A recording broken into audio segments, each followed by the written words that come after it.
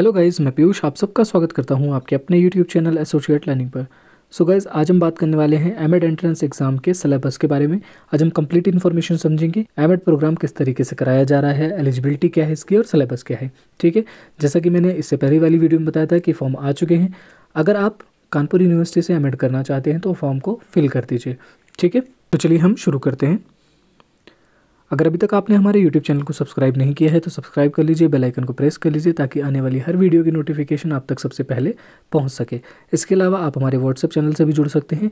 WhatsApp पर आप हमें मैसेज करेंगे तो हम आपको एक चैनल के साथ जोड़ देंगे जो कि एमएड एंट्रेंस एग्जाम से रिलेटेड ही बनाया गया है। ठीक है, इसके अलावा टेलीग्राम चैनल को ज्वाइन कर लीजिए जहाँ पर आपको सारी PDFs देखने को मिलेंगी।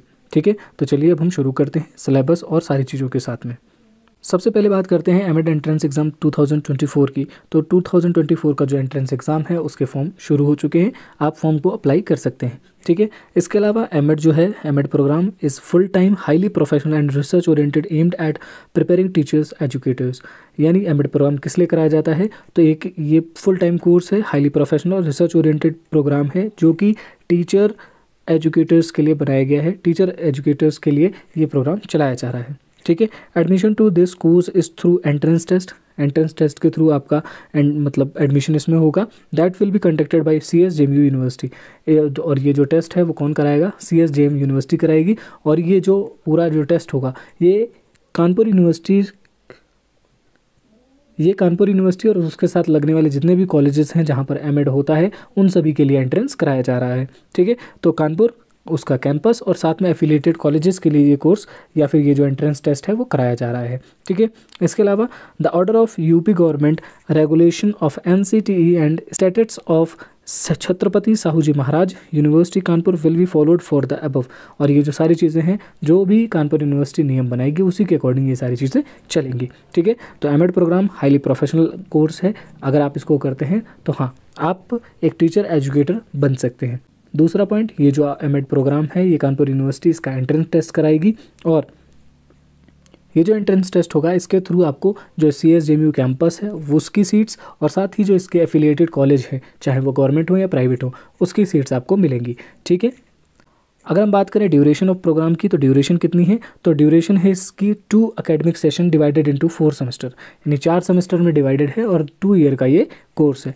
During the session reflective based theoretical practical extra curricular and research activities grooms the personality of learner and provide them opportunities. और ये जो पूरा कोर्स है इस पूरे 2 साल के कोर्स में आपको बहुत सारी चीज़ें देखने को मिलेंगी। थ्योरेटिकल क्लासेस मिलेंगे, प्रैक्टिकल क्लासेस मिलेंगी, एक्स्ट्रा करिकुलर चीज़ें कराई जाएंगी आपको और साथ ही साथ रिसर्च एक्टिविटीज़ भी कराई जाएंगी जो कि आपकी पर्सनैलिटी को ग्रूम करेंगी।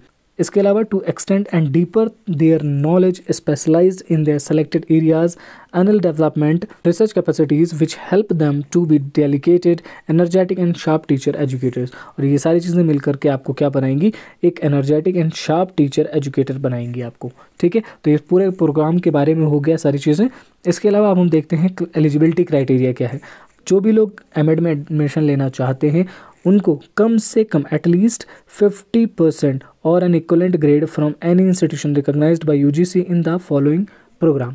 ये जितने भी प्रोग्राम नीचे दिए हुए हैं अगर आपने इन सभी को क्वालिफाई किया हुआ है 50% एग्रीगेट के साथ में तो आप इसके लिए एलिजिबल हैं। ठीक है, अगर आपने BEd किया हुआ है, BLEd किया हुआ है, BA BEd या फिर BSc BEd या फिर कोई इक्वलेंट डिग्री की हुई है तो आप इसके लिए एलिजिबल हैं। ठीक है, साथ ही साथ अगर आपने DLEd किया है विद ग्रेजुएशन डिग्री, है ना, DLEd है और ग्रेजुएशन डिग्री है साथ में, तो आप एमएड के लिए अप्लाई कर सकते हैं। ठीक है, तो ये एलिजिबिलिटी हो गई हमारी। अब हम बात करते हैं सिलेबस की। सिलेबस क्या है एंट्रेंस का, तो पहली यूनिट जो है हमारी वो philosophical and sociological perspective of education के साथ डील करती है। इसमें पहला पॉइंट हमारा एजुकेशन एंड फिलोसफी। इसमें हम समझेंगे एजुकेशन के मीनिंग को, कॉन्सेप्ट को, नेचर को एंड एम्स ऑफ एजुकेशन। जो एजुकेशन है उसका मीनिंग क्या है, कॉन्सेप्ट क्या है, नेचर क्या है और एजुकेशन का एम क्या है। ठीक है, इसके अलावा एजुकेशन की एजेंसीज़ को समझेंगे। ठीक है, एजेंसीज ऑफ एजुकेशन, इसके अलावा formal, informal, non formal agencies कौन सी हैं, रोल ऑफ होम, स्कूल और सोसाइटी क्या है। ठीक है। इसके अलावा mass media and social media का क्या इम्पैक्ट पड़ता है। इसके अलावा significance of philosophy of education, philosophy of education का जो सिग्निफिकेंस है वो क्या है। इसके अलावा मेजर फिलॉसफीज़ को हम समझेंगे, नेचुरलिज्म, आइडियलिज्म, प्रैग्मेटिज्म एंड एग्जिस्टेंटियलिज्म।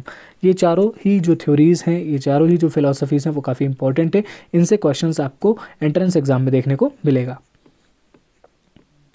इसके अलावा अगर हम बात करें थर्ड यूनिट की, तो educational thinkers and there contribution in developing principles of education. Educational thinkers और उनका जो कंट्रीब्यूशन है प्रिंसिपल ऑफ एजुकेशन को डेवलप करने में, उसको समझेंगे। सबसे पहले मोहनदास करमचंद गांधी यानी कि महात्मा गांधी को समझेंगे, जिन्होंने बेसिक एजुकेशन की बात कही थी। इसके अलावा टैगोर के शांति निकेतन को समझेंगे। Swami Vivekananda man making education की बात करते हैं, उसे समझेंगे। इसके अलावा जॉन डेवी बात करते हैं लर्निंग बाय डूइंग को, इसको समझेंगे। फ्रोबेल बात करते हैं प्ले वे मेथड की, और मॉन्टेसरी बात करती हैं अपने डिडैक्टिक अपरेटस की। तो इन सारे एजुकेशनल थिंकर्स को हम समझेंगे और इनका जो कंट्रीब्यूशन है वो भी हम समझने की कोशिश करेंगे। इसके अलावा अगला पॉइंट है हमारा culture and social change, concept and dimension of culture. Concept क्या है कल्चर का, डायमेंशंस क्या है उसके, करेक्टरिस्टिक क्या है कल्चर की। इसके अलावा relationship between culture and education with special reference to conservative and creative roles. ठीक है, जो हमारा रिलेशनशिप है कल्चर और एजुकेशन का उसको समझेंगे, और मेजर रेफरेंस किस पे रखेंगे, कंजर्वेटिव और क्रिएटिव रोल्स क्या होते हैं जो हमारा कल्चर है एजुकेशन में, उसको हम समझेंगे। ठीक है। इसके अलावा concept of social change, social change क्या है, फैक्टर्स ऑफ सोशल चेंज, कौन से फैक्टर्स हैं जो सोशल चेंज को बढ़ावा देते हैं या सोशल चेंज में किसी न किसी तरीके से अपना योगदान देते हैं। इसके अलावा roles of education with social change, role of education क्या है सोशल चेंज में। ठीक है, तो इसको भी हम यहाँ पर समझेंगे। अब आ जाते हैं हम यूनिट 2 में, जो कि है साइकोलॉजिकल पर्सपेक्टिव ऑफ एजुकेशन। इसमें हम साइकोलॉजी एंड एजुकेशनल साइकोलॉजी की बात करते हैं। सबसे पहले नेचर क्या है, मीनिंग क्या है, स्कोप क्या है, फंक्शंस क्या है, and methods of psychology. Nature, meaning, scope, functions, methods, psychology के बारे में हम कंप्लीट इन्फॉर्मेशन यहाँ पर देखेंगे। इसके अलावा nature and meaning of educational psychology, educational psychology क्या है और उसका नेचर कैसा है। इसके अलावा functions of educational psychology, functions क्या हैं एजुकेशनल साइकोलॉजी के। इसके अलावा बी पॉइंट है हमारा learning and motivation, concept of learning and it's nature. Learning क्या है, लर्निंग का कॉन्सेप्ट क्या है और इसका नेचर कैसा है। इसके अलावा factors of influencing learning personal and environment, वो फैक्टर कौन से हैं जो इन्फ्लुएंस करते हैं लर्निंग को। पर्सनल फैक्टर्स के बारे में बताना है और इन्वायरमेंटल फैक्टर्स के बारे में बताना है। ठीक है। अगला आ जाता है हमारा मोटिवेशन, मोटिवेशन का नेचर कैसा है, types of motivation, techniques of enhancing learners motivation, वो कौन सी टेक्निक है जिसके थ्रू हम लर्नर के मोटिवेशन को बढ़ा भी सकते हैं। ठीक है। इसके अलावा हमारी SR theory, stimulus response theory, जो कि थॉर्नडाइक की है, उसको समझेंगे। इसके अलावा ऑपरेंट कंडीशनिंग थ्योरी है जो कि स्किनर की है, उसको समझेंगे। फिर आती है गेस्टाल्ट थ्योरी ऑफ लर्निंग जो कि कोहलर की है, उसको समझेंगे। और लास्ट में जाती है थ्योरी ऑफ पियाजे, कोहलबर्ग एंड वाइगोत्स्की, तो हम इसे भी समझेंगे। ठीक है। इसके बाद हमें समझना है इंटेलिजेंस को। इंटेलिजेंस के अंदर हमें इंटेलिजेंस के नेचर और मीनिंग को समझना है। इसके बाद measurement of intelligence, concept of IQ, verbal and non verbal क्या होता है, मेजरमेंट, हम जो आईक्यू है, आईक्यू यानी हम इंटेलिजेंस को कैसे मेज़र कर सकते हैं, आईक्यू का क्या कॉन्सेप्ट है, वर्बल और नॉन वर्बल जो चीज़ें होती हैं इंटेलिजेंस की वो क्या है। इसके अलावा परफॉर्मेंस टेस्ट क्या होता है। ठीक है। 2 फैक्टर थ्योरी क्या है स्पीयरमैन की, मल्टी फैक्टर थ्योरी क्या है थर्स्टन की। अगला आ जाता है स्ट्रक्चर ऑफ इंटेलेक्ट, यानी गिलफोर्ड का जो मॉडल 3D मॉडल है उसे भी हम यहाँ पर समझेंगे। ठीक है।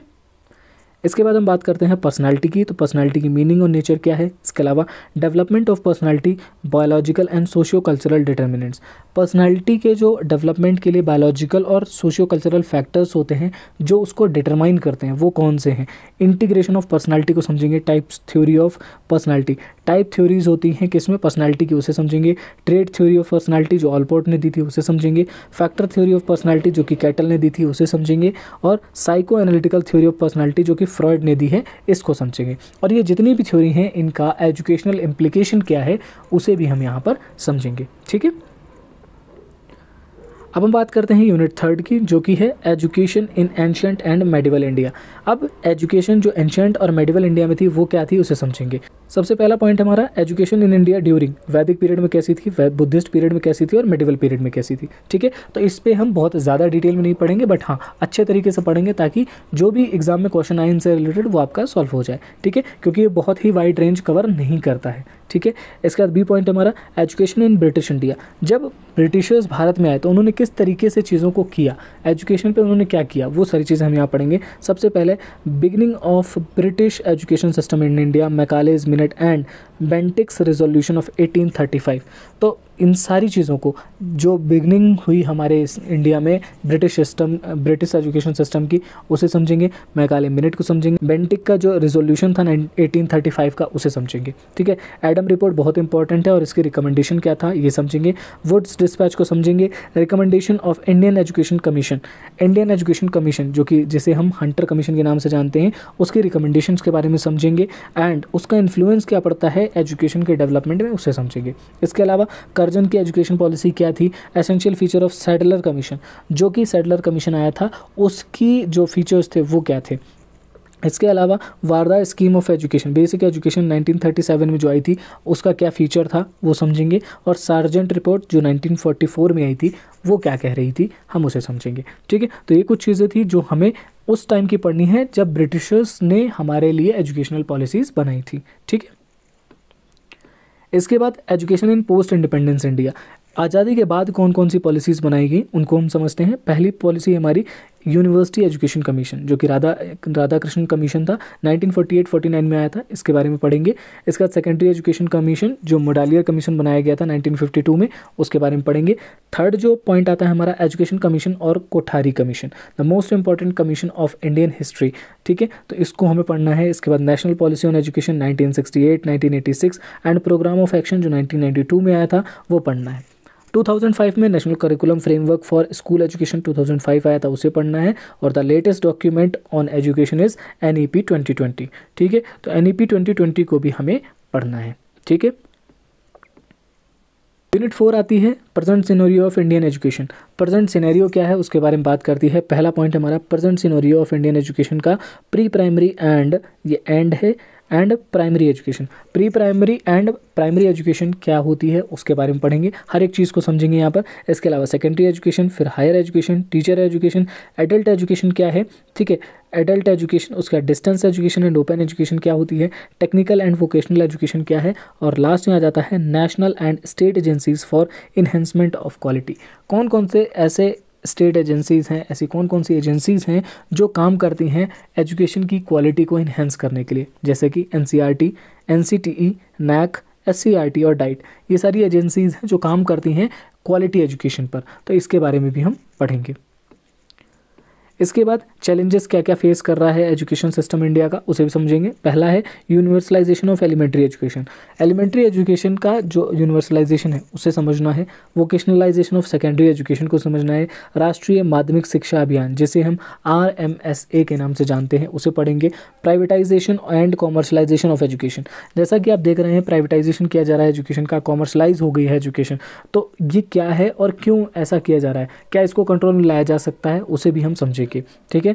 अगला आ जाता है एग्जामिनेशन रिफॉर्म्स। क्या रिफॉर्म्स हैं जो एग्जामिनेशन में हमें लाने हैं और जिसकी वजह से हमारा जो एजुकेशन सिस्टम है वो सुधर सके। ठीक है। इसके बाद डिटोरिएशन इन एजुकेशनल स्टैंडर्ड्स, और हम देख रहे हैं लगातार एजुकेशन के जो स्टैंडर्ड्स हैं उनको गिराया जा रहा है, तो किस तरीके से वो चीज़ें ख़राब हो रही हैं उसे भी हमें समझना है। ठीक है। लास्ट यूनिट है हमारी एजुकेशनल टेक्नोलॉजी की। इसमें हम पर्सपेक्टिव ऑफ एजुकेशनल टेक्नोलॉजी को समझेंगे। एजुकेशनल टेक्नोलॉजी क्या होती है, meaning, nature, scope and significance.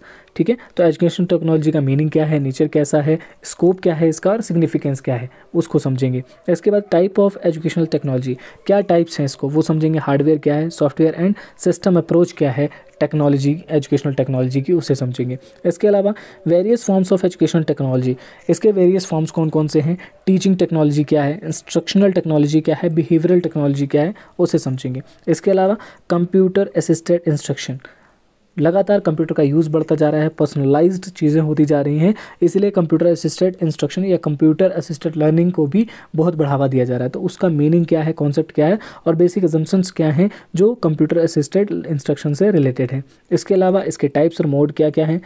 इसके अलावा ई लर्निंग होती है, मीनिंग क्या है ई लर्निंग का, नेचर कैसा है, करैक्टरिस्टिक्स क्या होते हैं ई लर्निंग के, modes and styles of e learning, support learning क्या होती है और ब्लेंडेड लर्निंग क्या होती है। ठीक है। तो बहुत ही इंपॉर्टेंट कॉन्सेप्ट्स हैं जो आपको पढ़ने हैं। इसके अलावा आ जाता है हमारा teaching and it's model. Concept क्या है टीचिंग एंड इट्स मॉडल का, करैक्टरिस्टिक्स क्या होते हैं, फंक्शंस क्या होते हैं, फेजेस ऑफ टीचिंग क्या होते हैं। इसके अलावा principles and Maxim's of teaching क्या है, कॉन्सेप्ट अटेनमेंट मॉडल, ब्रूनर का जो मॉडल है बहुत इंपॉर्टेंट है, इससे पिछले साल बहुत सारे क्वेश्चंस आए थे, इस बार भी आने की चांसेस है, इसको हम अच्छे तरीके से पढ़ेंगे। इसके अलावा प्रोग्राम्ड इंस्ट्रक्शन क्या होता है, लीनियर, ब्रांचिंग एंड मैथमेटिकल, कौन सी अप्रोच होती है, क्या होता है ये, उसे समझेंगे। लास्ट में आता है हमारा virtual classroom, concept, advantages and limitations. Virtual classroom जो होता है वो क्या कॉन्सेप्ट है, उसका एडवांटेजेस क्या हैं और लिमिटेशंस क्या हैं, ठीक है। तो ये हो गया हमारा सिलेबस। तो ये कंप्लीट सिलेबस था, हमने इसको डिस्कस किया आज। हम जल्दी ही वीडियोस लाना शुरू करेंगे, आप जल्दी से हमारे चैनल को सब्सक्राइब कर लीजिए ताकि कोई भी वीडियो आपसे मिस ना हो जाए, ठीक है। एमएड एंट्रेंस की तैयारी हमने पिछली बार भी बहुत अच्छे तरीके से कराई थी और इस बार भी हम बहुत अच्छे तरीके से कराएंगे। आपको अगर रिजल्ट्स देखने हैं तो पिछली बार के सारे रिजल्ट्स हमारे चैनल पर मौजूद हैं, आप जा करके चेक कर सकते हैं। और आप हमारे चैनल को सब्सक्राइब कर लीजिए ताकि आपको भी उसी तरीके के रिजल्ट्स देखने को मिले।